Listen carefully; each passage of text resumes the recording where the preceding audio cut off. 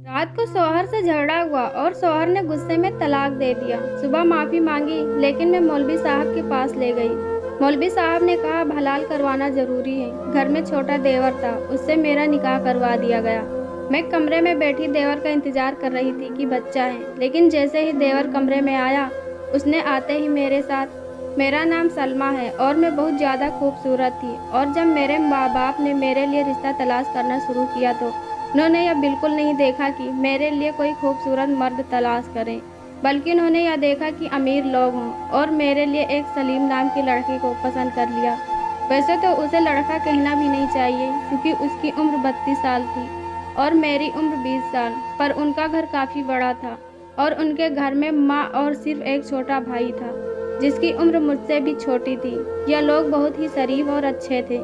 जब मेरे अब्बू ने उनके बारे में पता करवाया तो सबने यही कहा कि बहुत अच्छे लोग हैं, ना ही किसी से झगड़ा और ना ही किसी से लड़ाई, ना किसी से लेना और ना किसी से देना, अच्छे तरीके से मोहल्ले में रहते हैं। उनके बाप दादा भी यहीं रहते थे। मेरे अब्बू इसी बात पर खुश हो गए कि अच्छे लोग हैं। मेरा रिश्ता करवा दिया। मुझसे एक दफ़ा पूछा, लेकिन मैं क्या कर सकती थी क्योंकि मैं तो किसी और को भी पसंद नहीं करती थी। शादी वाले दिन ही मेरे शौहर ने मुझे बुरा भला कहना शुरू कर दिया कि मेरे घर वालों का ख्याल रखना और मेरा छोटा भाई मेरे लिए औलाद जैसा है।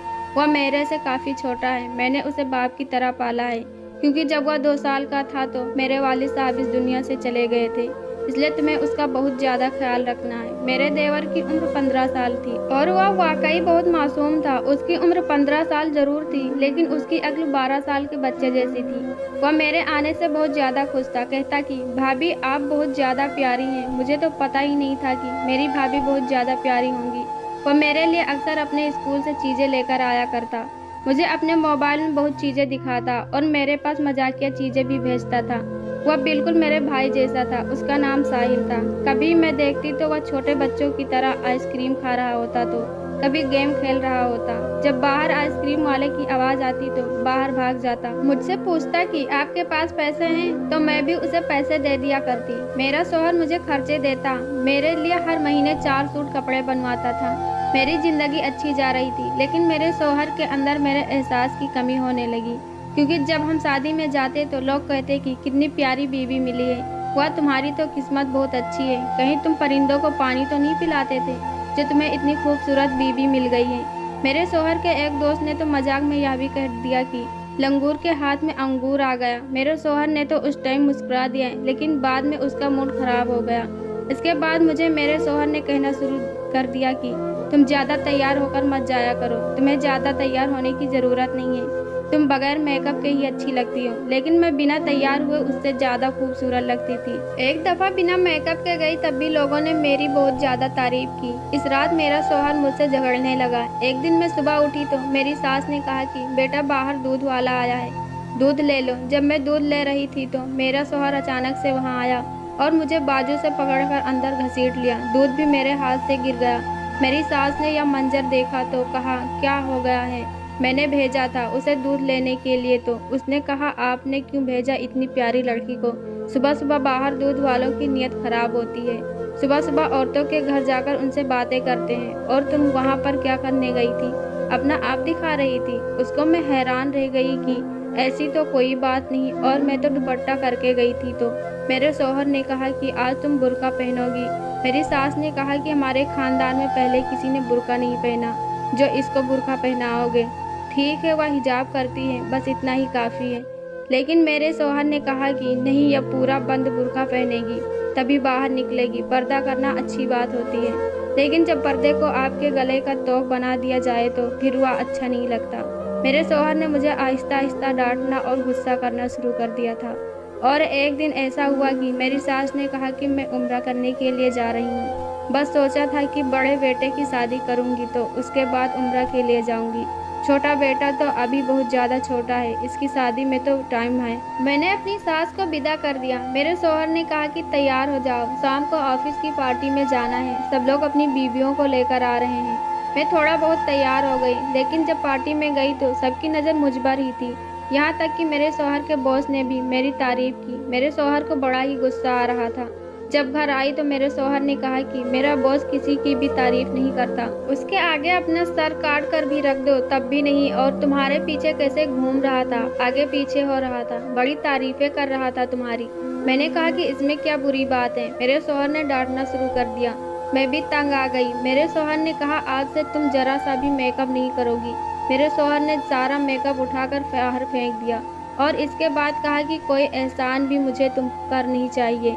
मैंने सिर्फ इतना कह दिया कि आप एहसास से एक कमतरी का शिकार हैं। आप क्या समझते हैं अगर मैं तैयार नहीं होंगी तो लोग मेरे बजाय आपको देखना शुरू कर देंगे। बस यही मेरी गलती थी कि मेरे जुबान से यह लफ्ज़ निकल आया और मेरे शौहर ने चीखना चिल्लाना शुरू कर दिया। उसने मुझे तलाक दे दिया। अपने शौहर के मुंह से 3 दफ़ा तलाक सुनकर मैं हैरान रह गई और ज़मीन पर बैठ गई और फिर मैं बेहोश हो गई। होश आया तो मेरा शौहर मेरे करीब बैठा था। मैंने कहा कि दूर रहिए, आप मुझे तलाक दे चुके हैं। मैं बुरी तरह रोने लगी तो मेरे शौहर ने कहा कि नहीं, ऐसे तलाक नहीं होती, हमारी तलाक नहीं हुई है। लेकिन मैं मुतमईन नहीं थी। सुबह हम लोग मौलवी साहब के पास गए तो उन्होंने कहा कि तलाक हो गई है क्योंकि तुमने 3 दफ़ा कहा और औरत ने सुन लिया। अब हलाल करना पड़ेगा, नहीं तो यह तुम पर हराम हो चुकी है। मैंने कहा कि कोई हलाल नहीं करना, मैं अपने घर जाऊंगी। मेरा शौहर मेरे कदमों में बैठ गया और माफ़ी मांगने लगा कि मुझसे गलती हो गई, मुझको माफ़ कर दो, मैं तुम्हारे बगैर नहीं रह सकता। अभी तो हमारी शादी को 1 साल भी नहीं हुआ। मैंने कहा कि यह सब तो आपको पहले सोचना चाहिए था ना। मेरा शौहर बार बार मुझसे गुजारिश करने लगा कि मुझे माफ़ कर दो, तुम्हारा कोई कसूर नहीं था, तुमने कोई बेवफाई नहीं की थी और बदकिरदार भी नहीं थी। मैं गुस्से में था और मेरा गुस्सा तुम पर निकल गया। मैं क्या करूं, मर्द से भी तो गलती हो सकती है ना। जब हम लोग वापस आए तो मेरी आंखों में आंसू थे। मेरे देवर ने देख लिया, मैं कमरे में आ गई। मैंने अपने शौहर से कहा कि अब आप इस कमरे में नहीं आ सकते, मैं जा रही हूँ, और मैं अपना सामान पैक करने लगी। मेरा शौहर बच्चों की तरह रोने लगा और उसने कहा कि तुम्हारे साथ भी तो बुरा होगा कि जब तुम महज 6 महीने बाद जाकर यह सबको बताओगी कि तुम्हें तलाक हो गई है, तो क्या तुम्हारे घर वाले तुम्हें घर में बिठा लेंगे? क्या तुम्हारी फिर से शादी नहीं करेंगे? तुम्हें दोबारा फिर से किसी से तो शादी करनी होगी ना, तो तुम मुझसे दोबारा शादी क्यों नहीं कर सकती? मैं अपने शौहर से बहुत ज़्यादा मोहब्बत करती थी। मैंने कहा कि मैं यह सब नहीं कर सकती, यह सज़ा आप मर्दों को दी गई है, लेकिन दरअसल यह सज़ा औरतों के लिए भी सज़ा ही है। इसमें मेरा क्या कसूर है? तलाक तो आपने दिया है तो सज़ा मैं क्यों लूँ? आपको तो कुछ भी नहीं होगा। और मेरे शौहर ने तो मेरा पीछा ही नहीं छोड़ा, बार बार मुझसे गुजारिश करता रहा। फिर मैंने कहा कि हलाला किसके साथ करवाएंगे, कौन है हलाला करने के लिए? तो अचानक से कमरे के दरवाजे पर दस्तक हुई और मेरा देवर अंदर आया। उसने कहा कि भाभी को क्या हुआ, भाभी रो क्यों रही हैं? मैंने उन्हें और रोते हुए देखा।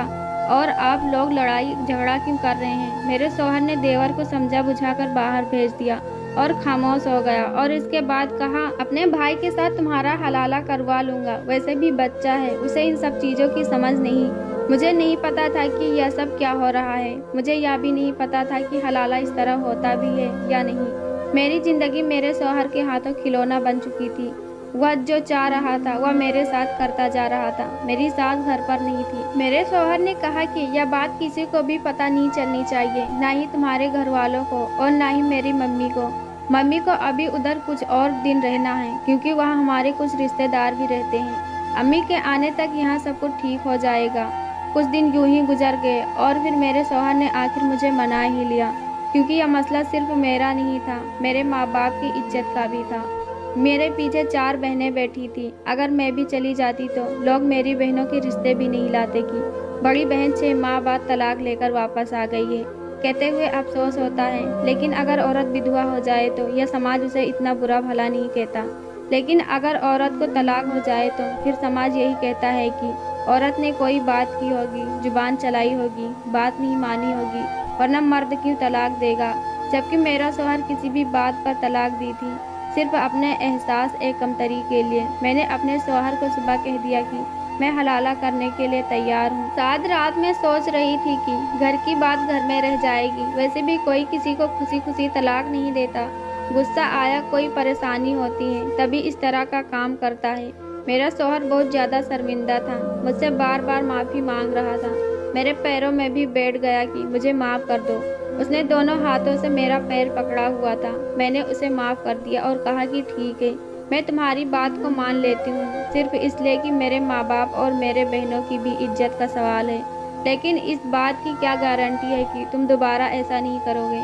मेरे शौहर ने कहा कि कभी नहीं करूँगा, खुदा की कसम खाकर कहता हूँ। इस टाइम में यह नहीं जान पाई कि उसने मुझसे निकाह भी तो खुदा की कसम खाकर ही की थी। मैंने शौहर को कहा कि आप देवर को किस तरह से समझाएंगे। उसका नाम साहिल था, वह बच्चा था। मेरे शौहर ने कहा कि उसको समझा दूंगा, और वैसे भी बच्चा है, तुम्हें डरने की ज़रूरत नहीं, कुछ भी नहीं होगा, बस हलाला पूरा हो जाएगा और इसके बाद तुम दोबारा से मेरे निकाह में आ जाओगी।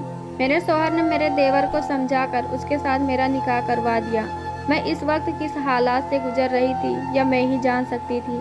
जिस लड़के को अपना छोटा भाई समझती थी, उसको एक बच्चा समझती थी, आज उसके साथ मेरा निकाह हो रहा था। यह बात कानों कान किसी को भी खबर न हुई थी, इसलिए मेरा शौहर हर बात का ख्याल रख रहा था। उसके साथ उसका एक दोस्त भी था जो उसका साथ दे रहा था, और वही गवाह भी था, और बाकी के गवाह भी वही लेकर आया था। उसने कहा कि बहुत अच्छा ख्याल है, सबसे गलती हो जाती है, कोई बात नहीं। उसके लिए तो यह गलती बहुत आसान थी। मर्द के लिए तो गलती करना भी आसान और गुनाह करना भी आसान है, और औरत के लिए तो उसकी मजबूरी को भी उसके लिए गुनाह बना दिया जाता है। मेरे देवर के साथ मेरा निकाह हो गया, और रात को मैं अपने कमरे में बैठी थी जब मेरा देवर कमरे में आया।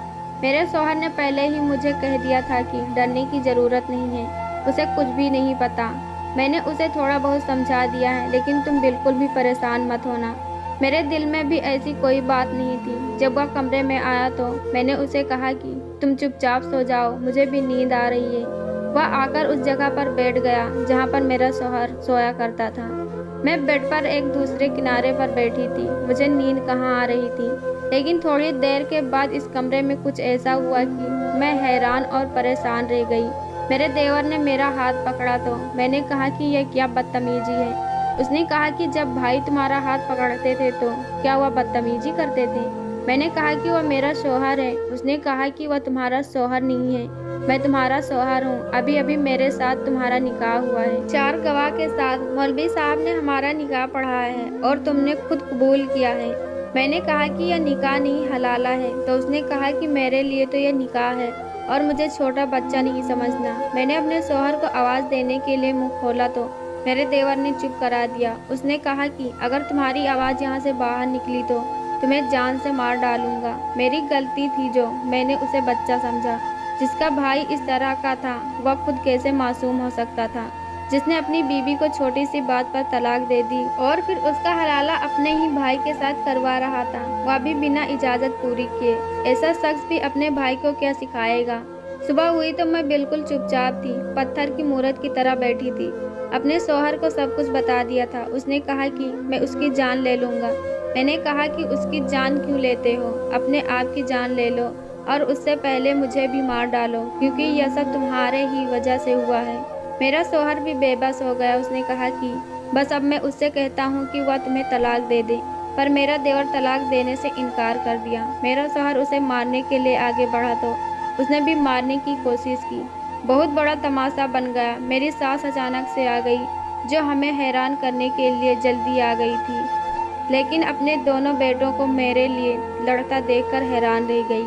यह बात मेरी सास को भी पता चल गई थी और मेरे घर वालों के सामने भी सारी बात आ गई कि यह सब कुछ हुआ है। सारे लोग ही सर पकड़कर बैठ गए कि हम लोग उनके पीछे क्या करते रहे। उन्होंने तो इतना बड़ा तमाशा बना दिया। जब सारे लोगों ने मुझे अपने साथ बिठाया, बात करने के लिए सबका ही अपना सवाल था। मेरे शौहर का कहना था कि मुझसे गलती हो गई। मैं तो अपनी गलती को सुधारने की कोशिश तो कर रहा था। इस्लाम में यह तरीका इसलिए बताया गया है, अगर किसी से गलती हो जाए तो वह अपनी गलती को ठीक करने की कोशिश करे। दूसरी तरफ मेरे देवर का यह बयान था कि मुझे पहले से ही भाभी पसंद थी और अगर मेरी शादी उनके साथ हो गई है तो इसमें क्या बुरा है। मैं तलाक देना नहीं चाहता, मुझे तलाक नहीं देनी। सबने कहा कि तुम्हारी उम्र छोटी है, तुम्हारी भाभी तुमसे 12-13 साल बड़ी है। तो मेरे देवर ने कहा कि मेरा भाई भी तो भाभी से 12-13 साल बड़ा है। सब मेरी सास को कहने लगे कि आपने बेजोड़ शादी क्यों की, आपकी वजह से आज इस मुकाम पर पहुंच गए हैं। मेरे माँ बाप भी परेशान थे, वह क्या कर सकते थे। मुझसे पूछा गया कि मैं क्या चाहती हूँ तो मैंने कहा कि बस मुझे दोनों से ही निजात दिलवा दीजिए और मैं अपनी ज़िंदगी अपने तरीके से जीना चाहती हूँ, गुजारना चाहती हूँ। मेरी बात पर तो किसी ने बोला तक भी नहीं, लेकिन फिर अम्मी ने देवर को समझाया कि तुम अभी छोटे हो, तुम्हारे पढ़ाई के दिन है, स्कूल से अभी तुम निकले नहीं हो और अपने भाई की बीवी के साथ तुम्हें शादी करनी है। निकाह कर लिया जब तुमने कहा था कि तुम्हें तलाक देना है तो फिर तुम्हें तलाक देना था, लेकिन तुमने अपने दिमाग में ही प्लान बना लिया कि मैं तलाक नहीं दूंगा। तो यह तो एक बहुत बड़ा धोखा है, तुम अपनी बात से मुकर रहे हो। सबने मेरे देवर के खिलाफ बातें की और मुझे मजबूर कर दिया। उसने मुझे तलाक दे दिया और मैं इद्दत पूरी करने के लिए अपने घर चली गई। कम से कम मुझे इस तलाक की इद्दत पूरी करने देते। इस दौरान मैं यह फैसला कर चुकी थी कि मैं अपने शौहर के पास वापस नहीं जाऊंगी और अकेले ही रहूंगी। लेकिन या तो सिर्फ फिल्म और सीरियल में ही होता है कि औरत अकेली रहती है और फिर कहती है कि मैं एक कामयाब औरत हूँ और मेरे पास सब कुछ है। मेरे घर वाले ही मेरे खिलाफ हो गए। उन्होंने कहा कि हम तुम्हें घर नहीं बिठा सकते, हमको फिर से तुम्हारी शादी किसी के साथ करनी है, तो फिर तुम अपने पहले वाले शौहर के साथ चली जाओ। वह भी तुम्हें अपनाना चाहता है और तुम्हारे लिए मरा जा रहा है। मेरा शौहर मेरे लिए मरा जा रहा था। उसने कहा कि मैं बदल गया हूँ, मैं तुम्हारा बहुत ख्याल रखूँगा। लेकिन मैं फिर भी वापस नहीं जाना चाहती थी। लेकिन मेरे माँ बाप ने मुझे ज़बरदस्ती घर से बाहर निकाला। उन्होंने कहा कि हम तुम्हें घर में नहीं रख सकते, तुम हमें अपना ऑप्शन न समझो, तुम्हारा शौहर ही तुम्हारा ऑप्शन है। बड़ा अफसोस हुआ मुझे और इस बात पर भी यकीन हो गया कि औरतों का तो कोई घर ही नहीं होता और मर्द के बिना औरतों की कोई इज्जत नहीं होती, चाहे वह बाप हो, बेटा हो, भाई हो या फिर शौहर हो। अगर उसके साथ कोई मर्द नहीं तो उसकी कोई इज्जत नहीं। मैंने अपने घर वालों को कुछ नहीं कहा, मैंने अपनी जुबान पर ताला लगा लिया और फिर से मेरे शौहर के साथ ही मेरी शादी कर दी गई। हम अब दोनों फिर से एक मियाँ बीवी हो गए थे। लेकिन मेरे शौहर ने कहा कि मैं इस घर में नहीं रहूँगा, अपनी बीवी को लेकर अलग हो जाऊँगा। इस बात पर मेरी सास ने शोर मचाया, लेकिन मेरे शौहर ने किसी की भी बात ना सुनी। उसने एक किराए पर घर ले लिया और मुझे वहाँ पर शिफ्ट करवा दिया। हम घर वालों से काफ़ी दूर हो गए थे, मुलाकात भी बहुत कम होती थी। मैं पहले जैसी नहीं रही थी, बात बात पर रो रही थी। रात को मुझे बुरे बुरे ख्वाब आते। मेरा शौहर भी मुझको लेकर बहुत परेशान रहता। लेकिन एक अजीब बात यह थी कि मेरा शौहर बदल गया था और मेरा बहुत ज़्यादा ख्याल रखता था। मुझे किसी भी बात से मना नहीं करता था। मुझे कहता कि बस तुम खुश रहो, मुझे और कुछ भी नहीं चाहिए। मुझे बहुत बड़ा सदमा लगा था। मेरे शौहर ने मुझे डॉक्टर को दिखाया और मुझे ठीक होने में 2 साल लग गए थे। डॉक्टर ने कहा था कि इन्हें बहुत बड़ा सदमा लगा है, इनको खुश रखने की कोशिश किया करें। और अब मैं 2 साल के बाद ठीक हो गई थी। दोस्तों, यह कहानी कैसी लगी कमेंट करके ज़रूर बताएं। वीडियो को लाइक करो, चैनल को सब्सक्राइब करो। हम ऐसी कहानी आपके लिए लाते रहेंगे। धन्यवाद।